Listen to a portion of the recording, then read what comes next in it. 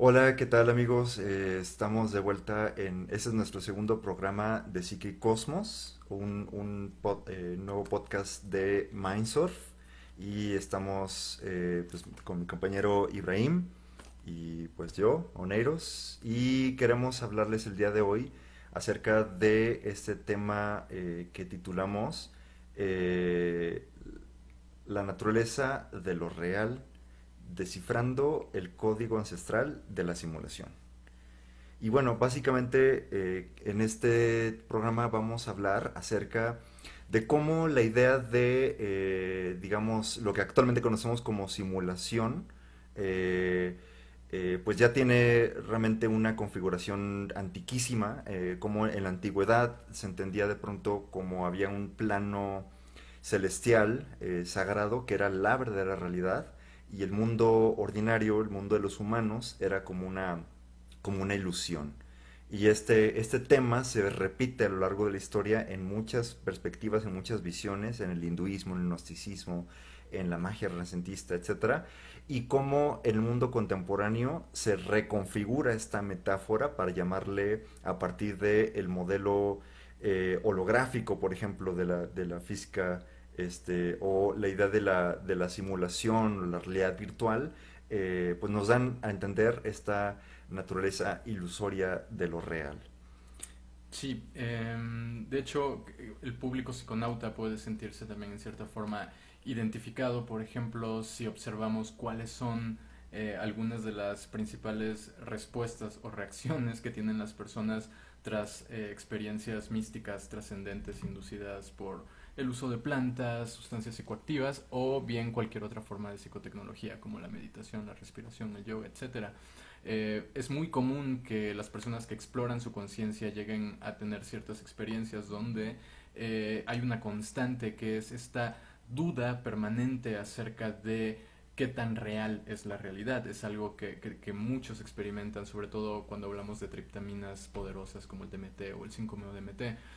Por otro lado, también esto nos lleva a echarle un vistazo a las culturas, a las escuelas místicas que han estudiado este tema y nos damos cuenta cómo ellos tenían ciertos sistemas para interactuar con estas otras realidades. Eso es algo que también los psiconautas cuando tienen experiencias muy fuertes empiezan a darse cuenta de esta cuestión de que moví algo en mi mundo interno y algo pasó en el mundo externo. Entonces, estas ideas de ilusoriedad, de interconectividad con otros planos, eh, evocan los principales enigmas acerca de la estructura de la realidad y algo que ha estudiado la física, que es la estructura del tejido espacio-tiempo, que es básicamente el tejido sobre el cual se encuentra nuestra realidad.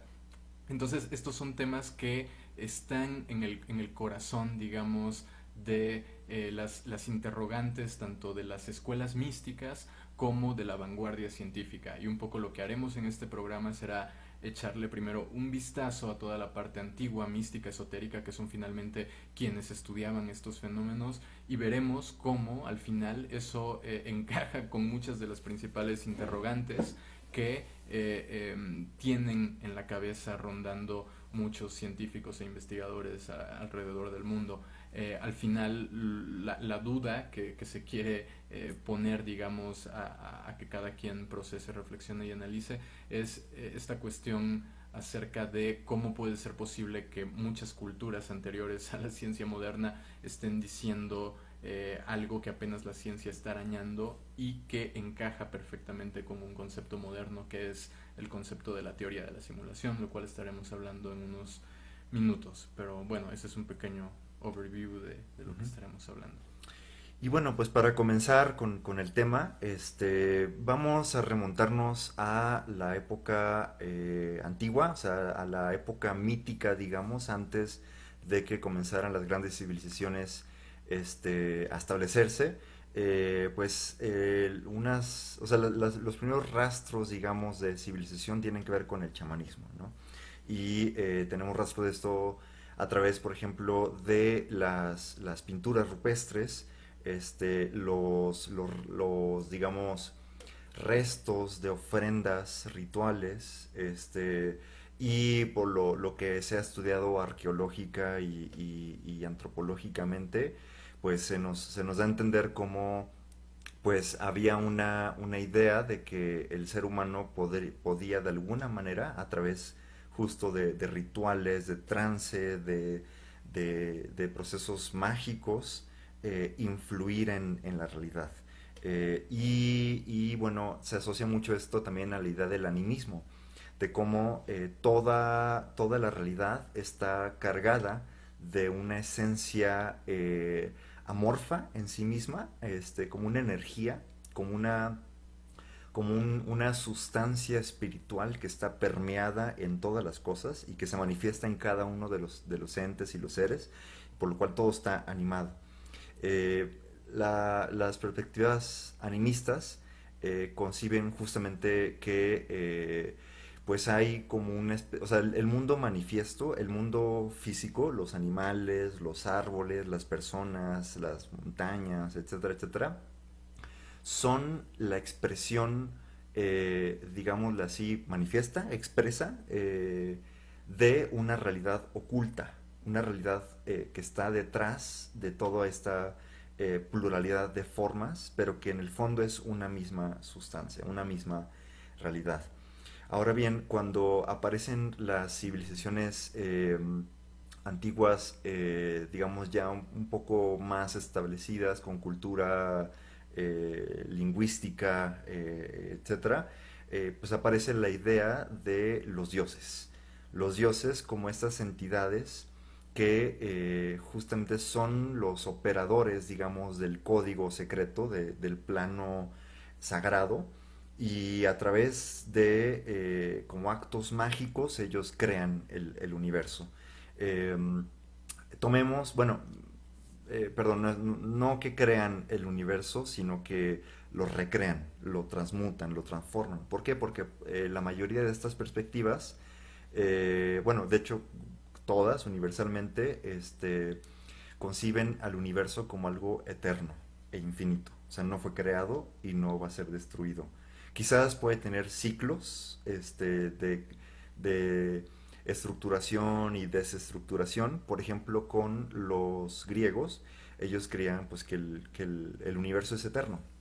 No tiene un inicio y no va a tener un final, pero tiene periodos de caos, de desorden, en que todas las cosas están fundidas y de pronto ya aparecen los dioses ordenadores que dan forma al cosmos. De hecho, cosmos significa orden, en la terminología griega. Y entonces se crea un orden, y este orden perdura por cierto tiempo, tiene un ciclo, después llega el momento de como un tipo Ragnarok, por ejemplo, para los nórdicos, o un apocalipsis para los cristianos. O sea, llega un momento de desorden, de desestructuración, de destrucción, en el que todas las formas se disuelven de vuelta en el caos y hasta que otra vez aparece un nuevo orden. Entonces, esta idea de que hay una realidad sagrada, un plano fundamental que es el plano donde están los dioses, y esta es la verdadera realidad. Y la realidad de los humanos es como una especie de juego de los dioses. Ahí entra, por ejemplo, el término del hado o el destino en los griegos, ¿no? Para los griegos la vida de los seres humanos ya estaba tramada, ya estaba tejida, ya estaba como Predestinada. predestinada o programada a desarrollarse de ciertas maneras como un juego de los dioses. Este, lo mismo, de hecho, es algo semejante en el hinduismo, en el cual el Brahman, que es este ser fundamental, que es el todo, para poderse autoconocer tiene que, digamos, generar ciertos velos como ilusorios, el velo de Maya, por ejemplo, para generar una realidad plural, una realidad en la cual hay distintos seres, y entonces el ser absoluto, el Brahman, para experimentarse tiene que ignorar o olvidar que es uno para poder expresarse como múltiples. Um, Ahora bien, esta idea básicamente, o sea, perenne, que se encuentra a lo largo de todas las culturas, de que hay un plano sagrado, un plano de los dioses y un plano humano, y que el plano sagrado es la verdadera realidad a la cual el ser humano puede acceder a través de ciertos momentos especiales, a través del trance, a través de los ritos. Los mitos son como los mapas que nos dicen cómo es este plano sagrado, este, etcétera, etcétera. Esta concepción también divide un poco la noción de los tiempos, porque hay un tiempo real, es el tiempo de la eternidad, que parece escapar a la noción lineal del tiempo, más bien parece como un eterno presente, porque este plano de los dioses siempre está ocurriendo, o sea, no es que tuvo un principio y va a tener un final, sino que está en todo momento existiendo. Y el tiempo humano, el tiempo cronológico, cronos, es un tiempo como ilusorio, es un tiempo en el que el ser humano tiene como un lapso donde nace, tiene un desarrollo de vida y muere en algún punto. Entonces, ahora bien, cuando aparece el cristianismo, hay una revolución de esta noción. ¿Por qué? Porque el cristianismo plantea otro esquema de realidad. Digamos, si en la antigua noción griega, por ejemplo, los dioses están en todas partes, porque pueden aparecerse ante los seres humanos, pueden comunicarse con ellos, etcétera. Eh, Esto quiere decir que el cosmos o sea, tiene su fundamento en la inmanencia, es decir, está dentro de la realidad. Y toda la realidad tiene este carácter como sagrado, pero a través de ciertos velos se genera una distinción con la realidad humana. Pero o sea, como este velo es solamente un velo, el ser humano puede atravesar el velo a través, como mencionaba, de ciertos estados de trance, de éxtasis, o el sueño, por ejemplo, o el consumo de plantas sagradas, etcétera, etcétera. Y por tanto darse cuenta de la verdadera naturaleza de lo real.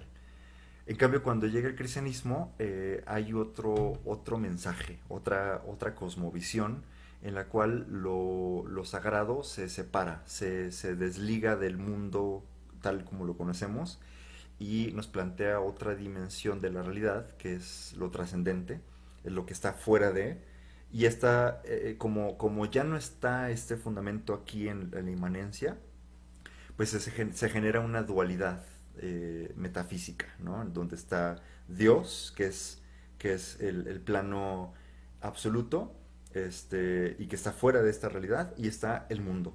Y el mundo es lo que nosotros llamamos la realidad humana, que es finita y que tiene un comienzo en la creación, en la Génesis, y va a tener un final en el Apocalipsis. Entonces, esto transforma un poco la noción de realidad que se tenía en el mundo occidental, y particularmente con el advenimiento de Cristo. También hay una doctrina teológica que se conoce como la kenosis. La kenosis básicamente dice que en el momento en que Cristo encarna en la tierra, Dios, como un ser absoluto distinto del mundo, decide meterse a su creación, decide meterse al plano físico, en el espacio y el tiempo, en una individualidad humana, y entonces vacía su esencia absoluta en el mundo.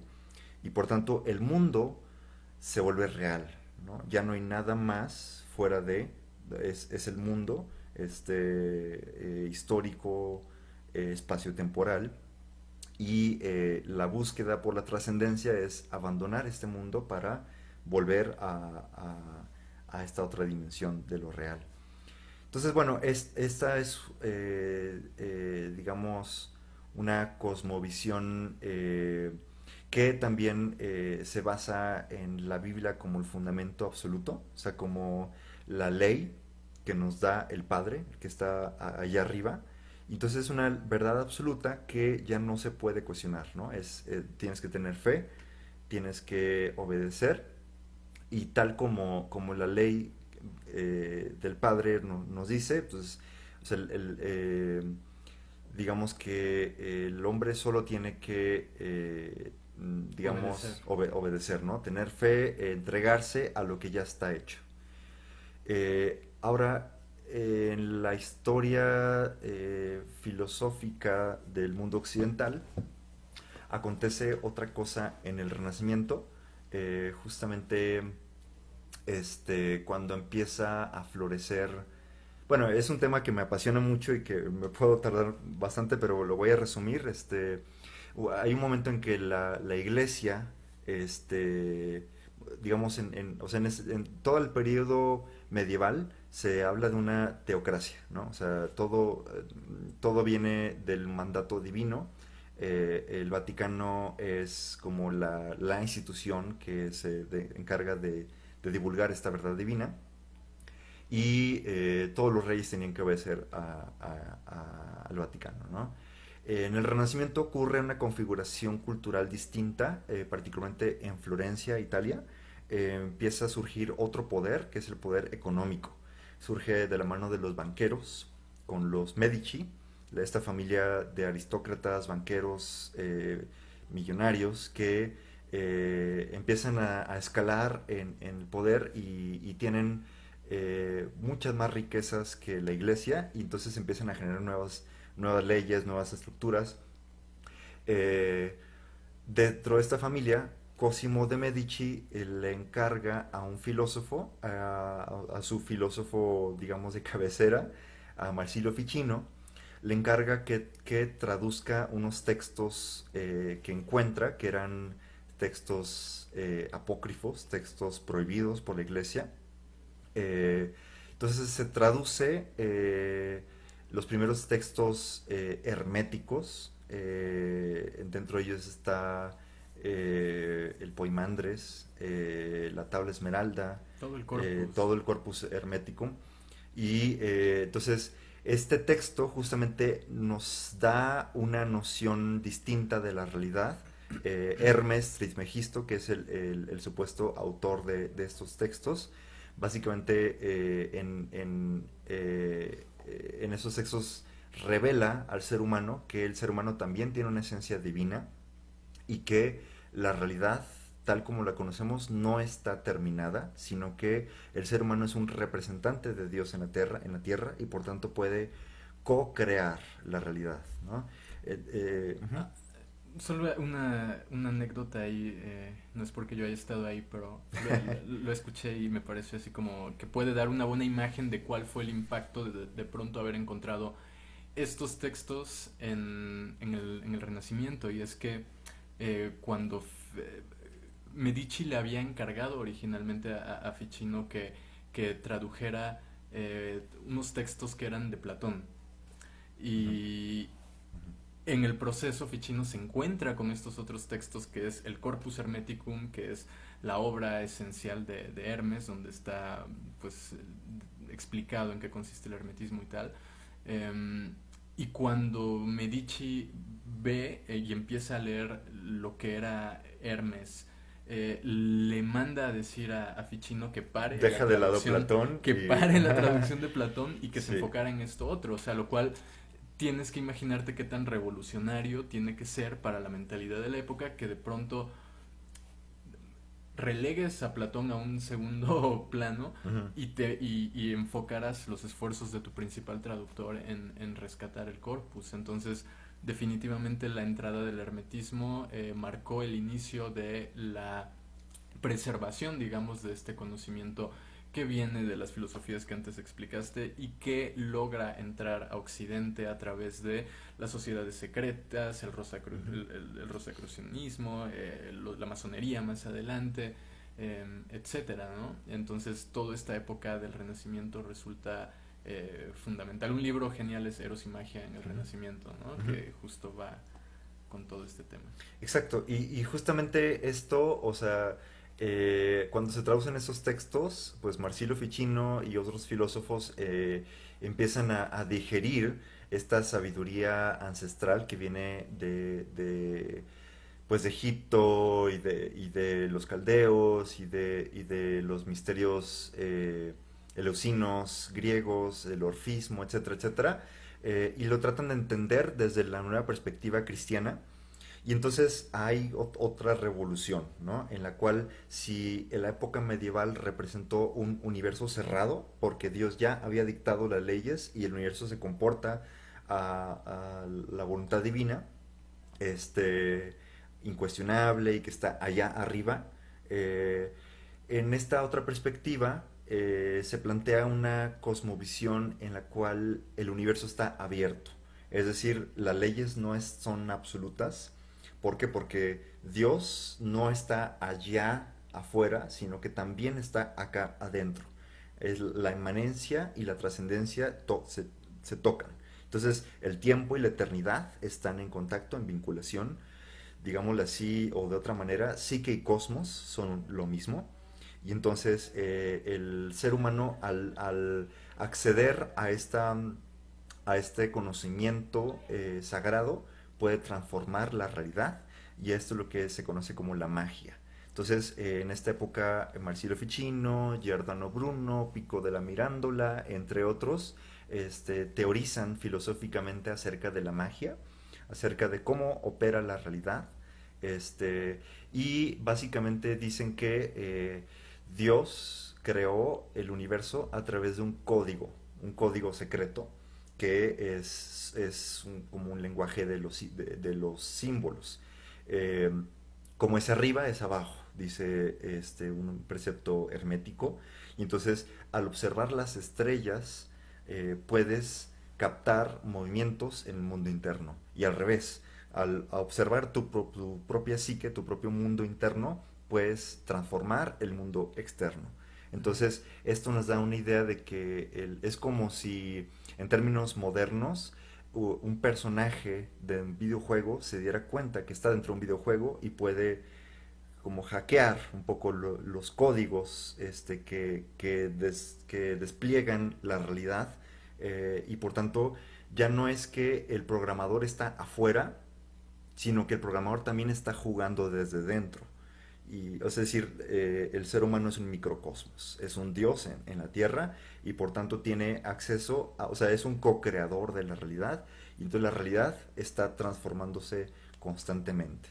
Claro, y si retomas esta idea junguiana del inconsciente colectivo, también tienes como una posible explicación de por qué esta idea permanece, esta idea de la ilusoriedad de la realidad, y al mismo tiempo de que el hecho de que hayan dos realidades quiere decir que también haciendo un movimiento en una realidad se ve reflejado en otra. Y esto lo podemos ver y entender como sigue apareciendo en la cultura, sigue llegando a través de películas, ¿no? Tenemos el claro ejemplo de Matrix, pero también tenemos Avatar y tenemos todas estas manifestaciones en la cultura popular que hacen referencia a personajes que logran darse cuenta que están en una realidad ficticia, ¿no? Y quizá el motivo de que esto sale a la luz a través del arte que elaboramos, pues es eso, es un recuerdo que permanece en el inconsciente colectivo de una enseñanza, pues ahora ya perdida y olvidada, pero que está hablando de algo que es real.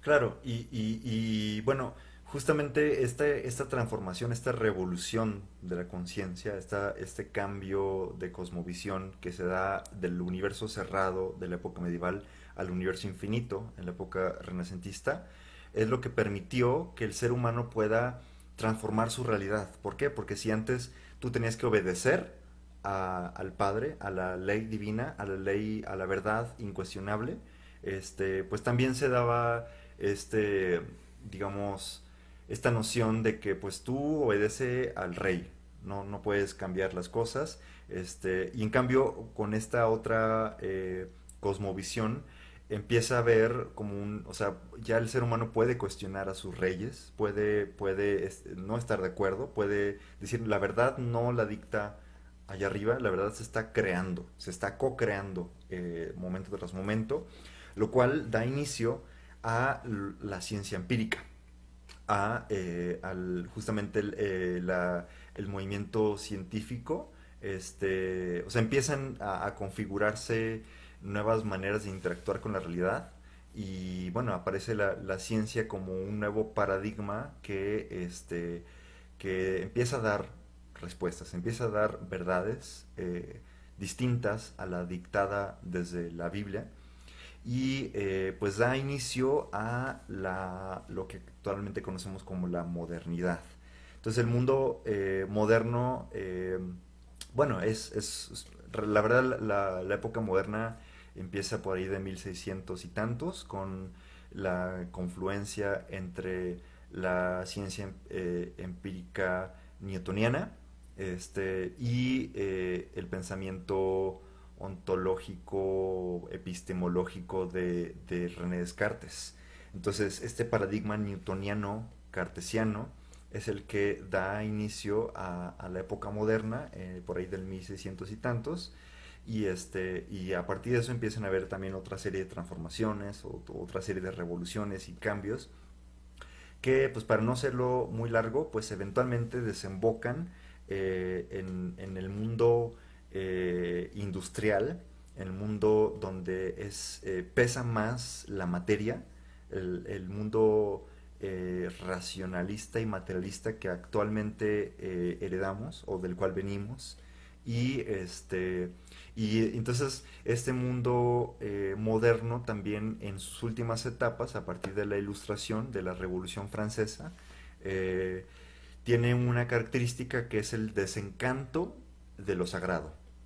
Es decir, deja de lado la noción de Dios o de los dioses o de otros planos o de la espiritualidad, etcétera, y se enfoca en darle un lugar a la racionalidad como el estandarte del ser humano, como la esencia del ser humano.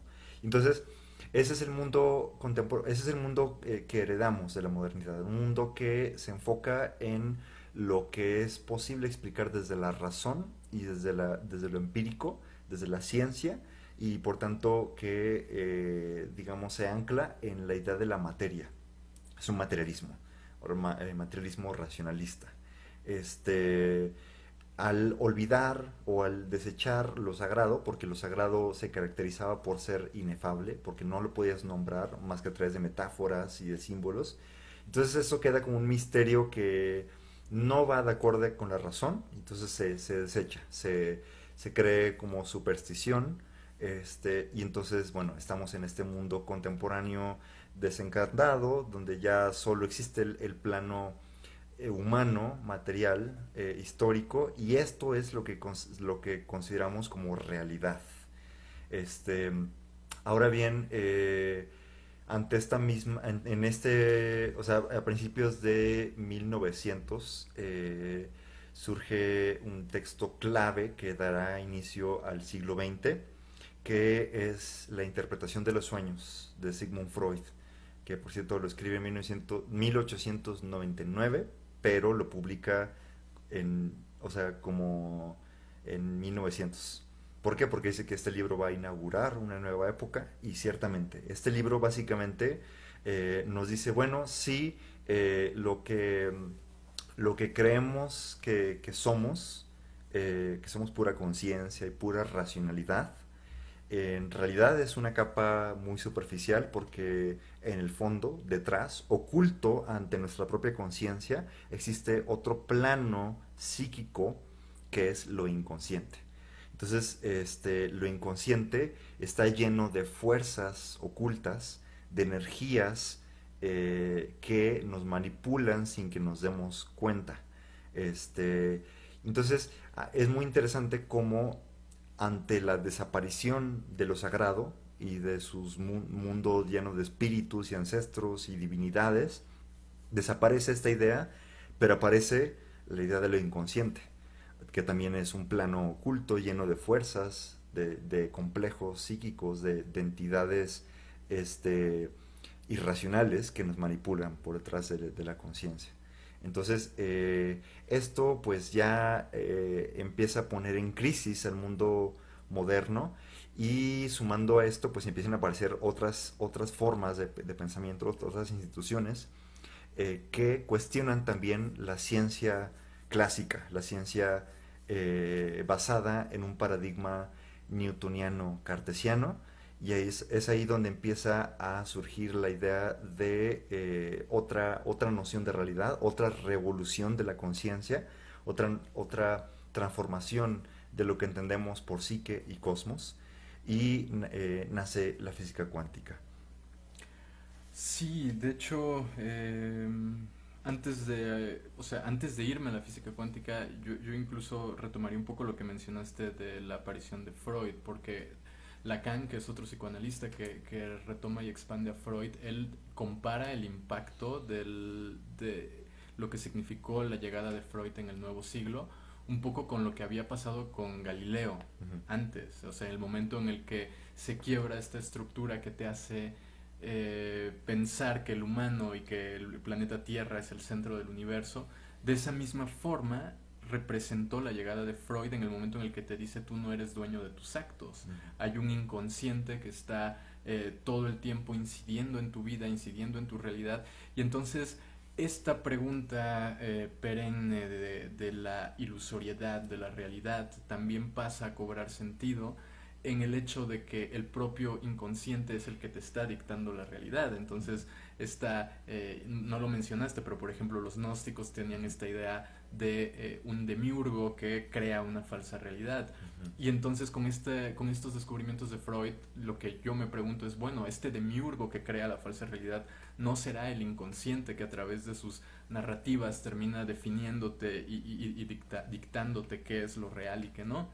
Entonces, tenemos esta llegada de Freud en donde cambia por completo la manera en la que entendíamos la realidad.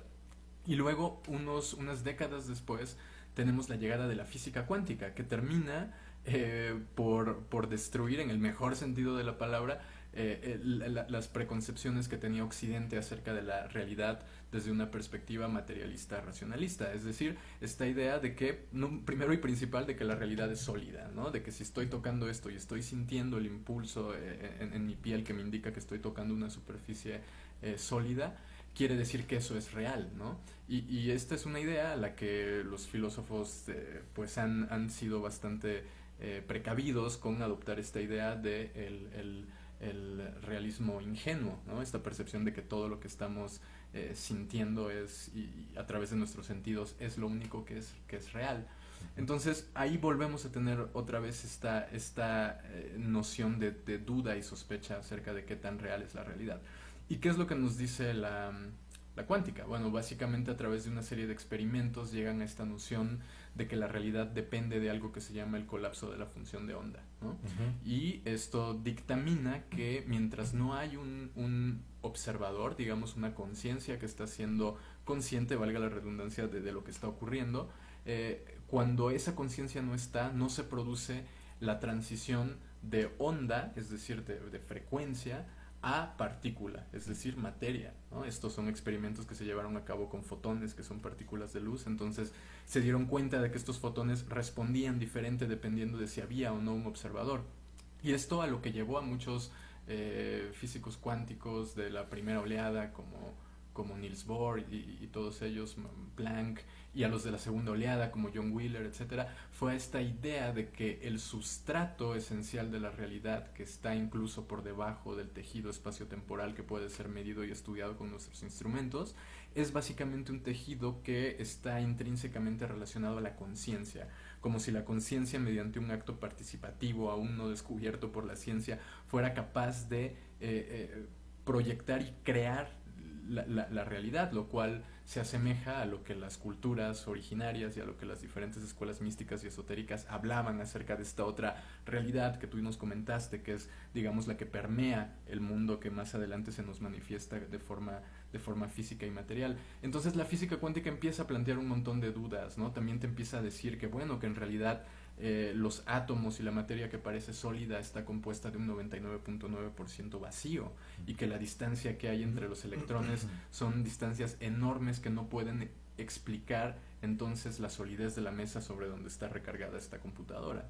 Entonces, ¿cómo puede ser esto posible? Bueno, la respuesta a la que han llegado es que de alguna forma el acto de la conciencia termina generando una respuesta específica por parte de las partículas subatómicas, y eso nos termina convenciendo de que estamos en una realidad física densa, tangible y podríamos decir hasta en cierta forma objetiva, ¿no? Sin embargo, el efecto observador, el experimento de la doble rendija, un montón de trabajos en física cuántica apuntan a que esto no es lo que parece ser. Ahora, ¿qué es entonces? Si sabemos que no es, si sabemos que no es física material sólida, ¿qué es? Bueno, por un lado está lo que ya hablaste tú todo este rato, ¿no? Este conocimiento ancestral místico que te habla acerca de diferentes realidades que coexisten y de que una alimenta a la otra, o mejor dicho, una es una proyección o desdoblamiento de la otra. Lo que nos dice la vanguardia de la ciencia es algo muy, muy interesante que se le conoce con el nombre de teoría de la simulación. Y la teoría de la simulación retoma conocimientos de la física cuántica, toma conocimientos de la holografía, toma conocimientos de las neurociencias, toma conocimientos de la supersimetría, de la computación cuántica, y básicamente tiene su inicio en un estudio que se publica en el 2003, un filósofo de Oxford, Nick Bostrom. Él postula esta idea de que una civilización que tenga 1 millón o unos pocos cientos de años más adelante que nosotros, con el ritmo de crecimiento y de avance tecnológico y de procesamiento de información que nosotros hemos acumulado a lo largo de nuestra historia, esta civilización con un margen un poco mayor de tiempo sería capaz de recrear y simular universos 100% convincentes ante un sistema nervioso. Esto llega a Bostrom a la conclusión porque nuestros propios cálculos aseguran que muy probablemente nosotros en 100 años estemos llegando a la capacidad de recrear universos completos. De hecho, bueno, si me permites también agregar algo, justo otro matemático y cosmólogo, Frank Tipler, tiene una postura casi, o sea, la misma, o llega a las mismas conclusiones, porque dice justamente que, él hace un estudio del desarrollo tecnológico de la humanidad, y va viendo cómo hay una cierta flecha de tiempo que se va cada vez incrementando y acelerando. Entonces, digamos, de 200 años para acá, exponencialmente se está acelerando el crecimiento tecnológico al grado que, o sea, digamos, hace 500 años se tardó, no sé, unos 100 años en tener un poquito de avance tecnológico, ¿no? Y después de eso, 100 años tuvo un poquito más de avance tecnológico. 100 años después ya se aceleró muchísimo, y otros 100 años después todavía más. Sí, entonces, el crecimiento exponencial. Ajá, entonces él dice, bueno, postulando este mismo crecimiento exponencial, si actualmente tenemos ya la tecnología para crear simulaciones virtuales o sea, muy complejas y semejantes, o sea, podemos crear paisajes virtuales, podemos crear pues videojuegos sumamente realistas, etcétera, etcétera. Él dice, bueno, o sea, este mismo crecimiento tecnológico por ahí de entre 100, 200 años ya va a estar tan desarrollado que cualquier civilización que esté en ese grado de desarrollo de la inteligencia humana o no humana incluso, va a tener la capacidad de generar máquinas o computadoras que tengan la capacidad de replicar la realidad como tal, ¿no? Y él dice, bueno, y esta flecha de avance exponencial que va desde el comienzo, digamos, de la civilización humana hasta la actualidad, dice que no se o sea, tiene una dirección, apunta hacia algo, apunta o está siendo atraído justamente por lo que se conoce como un atractor extraño. El punto omega del exacto, precisamente, ese es el punto. El punto omega es el punto en el que converge todas las cosas, todo el tiempo, todo el desarrollo tecnológico, y el punto omega es justamente un punto en el que la conciencia Es la potencialidad realizada de la conciencia hacia la cual nuestro universo por inercia se mueve desplegándose a lo largo de la flecha temporal. De hecho, Ajá. Terence McKenna estudió el mismo fenómeno a través de la Time Wave Zero y llegó a la misma conclusión. Terence McKenna lo marcaba a partir del año 2012, que es paradójicamente un año también muy marcado por todas las culturas esotéricas. Y de hecho Google hizo un estudio al respecto donde estudiaban la multiplicación en el flujo de información y descubrieron que a partir del año 2012, cada día que pasa, la cantidad de información que se produce equivalía a lo mismo que le había tomado a toda la historia humana, a toda la cultura humana, crear información desde el surgimiento de la escritura hasta un día antes, ¿sabes? Claro. Entonces es un crecimiento masivo y exponencial. Exacto, y bueno, el punto es que como que al llegar a este punto omega, ya hay una conciencia tan desarrollada que puede replicar absolutamente el universo, ¿no? Y puede crear una simulación virtual de la realidad tal como nosotros la conocemos. Y dice Tipler, si eso es posible que suceda en el futuro, es muy probable que ya seamos nosotros la simulación. Exacto, exacto. No Ajá. tenemos por qué esperar a que llegue el futuro porque esto ya es... Sí, y aparte todo en el universo tiene esta configuración fractal. Todo te hace pensar a que en realidad se trata de recursividad y de ciclos que se repiten y de ciclos que se repiten. Ajá. Podríamos pensar que esto es como algo muy descabellado y que piensan 2 o 3 científicos locos por ahí, pero no. Hace no mucho Hay muchos. Elon Ajá. Musk, multimillonario, emprendedor, genio del comercio, etcétera, etcétera, dijo abiertamente en una conferencia de prensa que él creía que estábamos atrapados dentro de una simulación y utilizó el argumento de Bostrom para definir su postura. Hubo un encuentro de físicos y científicos que fue, digamos, presentado por el físico Neil deGrasse Tyson, el amigo de Carl Sagan, etcétera, donde directamente el nombre del evento era "Estamos viviendo en una simulación de computadora".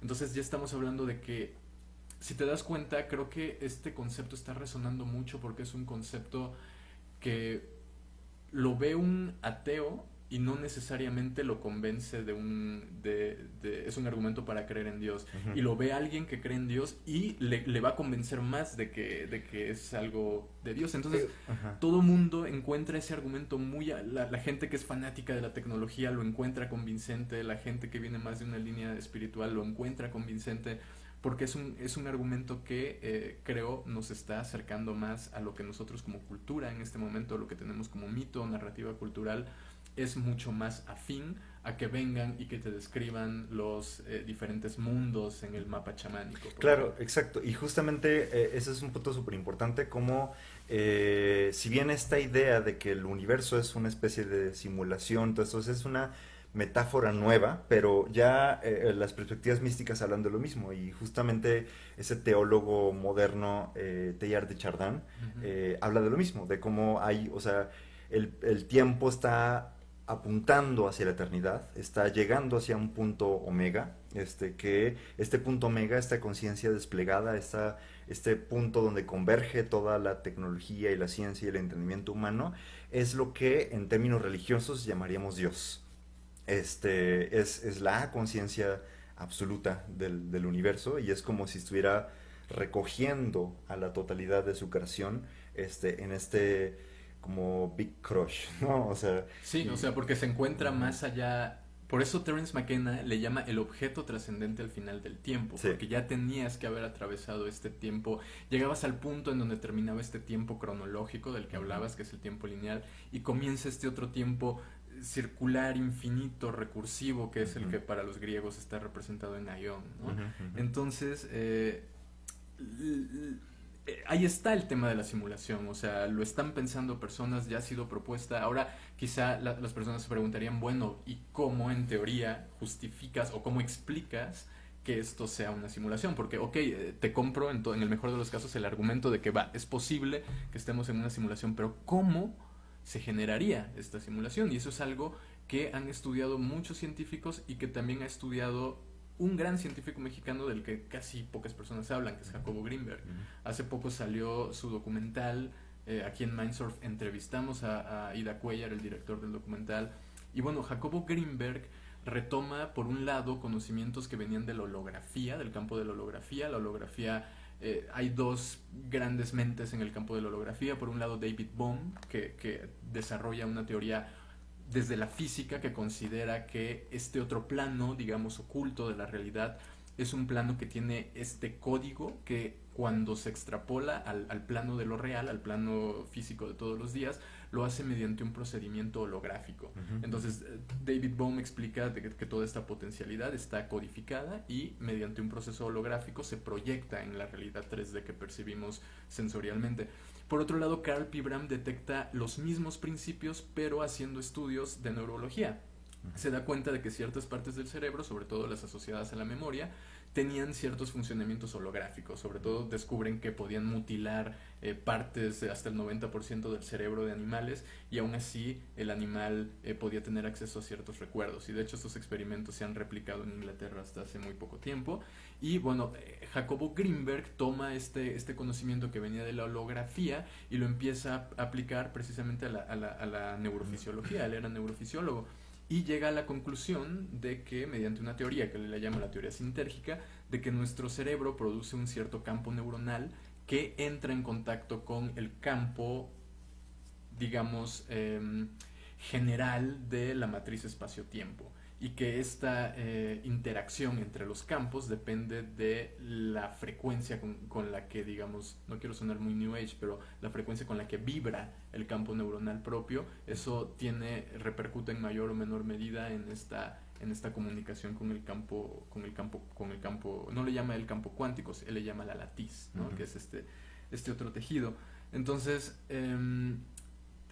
la holografía, igual Nassim Haramein en tiempos recientes plantea algo muy parecido. La holografía viene a ser hoy en día la mejor respuesta que tiene la ciencia para tratar de explicar cómo es que esta realidad llega a nosotros. Es un proceso holográfico. Ahora, hemos hablado de programación, de la palabra programar, de la palabra programación, de la palabra código. Y eso es en realidad la otra clave que yo la he descubierto, no es que yo la haya descubierto, pero me encontré con ese dato hasta hace poco, y es algo que me ha fascinado, que es un descubrimiento que han hecho físicos, que ha hecho gente en el estudio de la supersimetría, y que ha hecho gente en la computación cuántica, que es el descubrimiento de algo que se llaman Quantum Correcting Codes, códigos de corrección cuánticos, que son ciertos, digamos, algoritmos, por poner un término. No son propiamente algoritmos, pero es algo muy parecido a un algoritmo, que han detectado que se encuentra en el comportamiento del mundo cuántico. El mundo cuántico es como si siguiera un patrón, y ese patrón han descubierto que es un algoritmo que es casualmente, en términos de su construcción, es casualmente el mismo tipo de algoritmo que utilizan las computadoras cuánticas que son la punta de lanza de la tecnología informática moderna. Las computadoras cuánticas suelen ser muy inestables porque todavía es una ciencia en desarrollo. Entonces, digamos que un incremento en la corriente eléctrica hace que una computadora cuántica reinicie su ciclo y puedes perder la información que estás trabajando en ese momento. Los ingenieros utilizan estos Quantum Correcting Codes, códigos de corrección, como un método de cifrado y de protección y recuperación de la información para evitar que se pierda el trabajo en una computadora cuántica. Pues bien, resulta que el mismo código que utilizan estas computadoras cuánticas lo han encontrado dentro del mundo cuántico, pero en el mundo cuántico real, ya no hablando únicamente de un sistema informático. Entonces es como si accidentalmente el propio humano hubiera llegado a desarrollar algo que fue lo que desarrollaron para encapsular al humano en esta realidad, lo cual es lo que decíamos antes. ¿Por qué vuelven a surgir estas películas, estas ideas de películas como Matrix? ¿Por qué esta idea de la realidad ilusoria permanece en el inconsciente? Quizá por la misma razón por la que nuestros científicos llegan a desarrollar los mismos códigos que otros científicos descubren que están insertados en la estructura misma de nuestra realidad. Entonces eso en sí mismo, a mi parecer, le da más fuerza y poder a este argumento de la simulación, porque el propio argumento de la simulación es convincente. Sabemos que el mecanismo tiene que ser holográfico, y para colmo hemos encontrado ahora estos códigos que indican que estamos ahí atrapados. Es como el personaje en la película a punto de darse cuenta de que es un personaje en la película.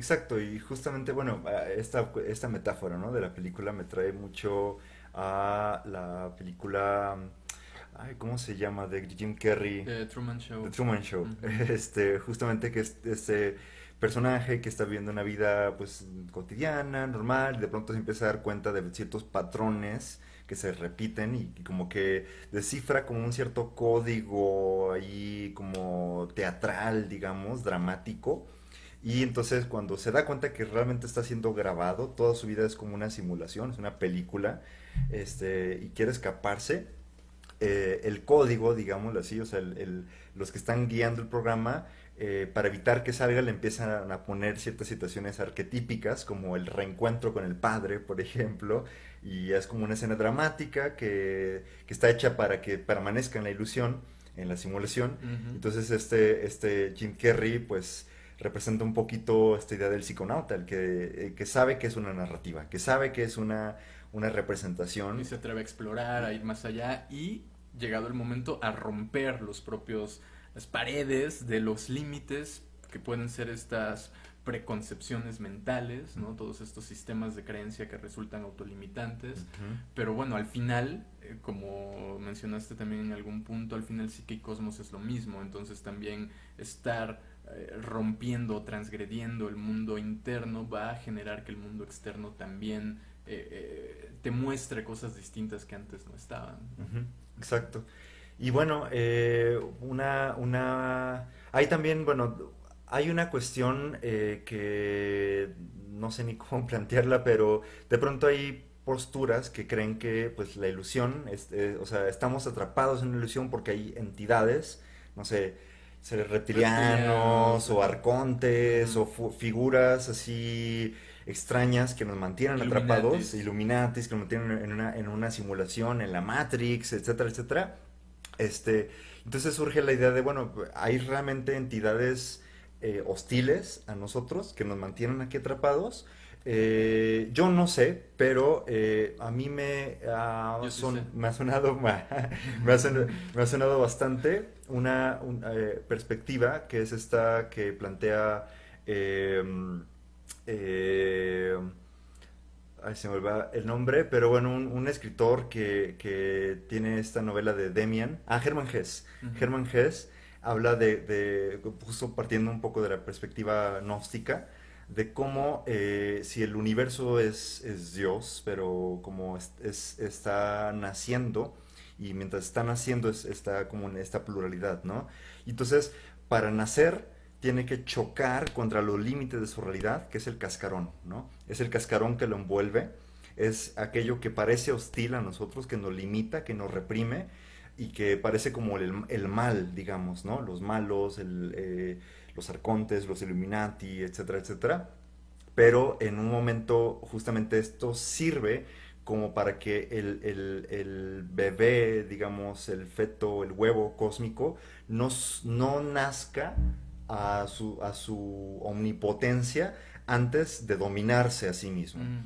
Entonces, cuando rompe el cascarón, ya logra darse cuenta que no había una distinción entre el bien y el mal, Claro, entre luz y si tú le oscuridad, ¿no? rompes el cascarón, él no sobrevive a lo que hay adentro. Exacto. Entonces, es como si estos seres estuvieran cumpliendo su papel en cierto punto. E incluso si no nos... esa es una vía, ¿no? La otra vía en la que yo puedo entender el tema es... Están al menos estas dos realidades. No estamos considerando que también hay una realidad intermedia, que es el mundo liminal, pero bueno, hay dos realidades y todo un mundo intermedio. Y el hecho de que un código esté escrito en una realidad, ese código entendiendo lo que define el alma de una entidad, por poner un ejemplo, Ujú. el hecho de que esté en una realidad no quiere decir que no pueda ser percibido en otra realidad.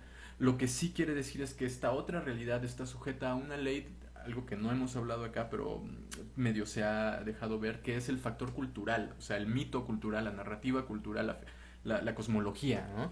Entonces, tenemos claro en una época como donde tú comenzaste a hablar, ¿no? Esta época de chamanes, esta época de arte cavernario, esta época de arte de visiones y todo esto, ¿no?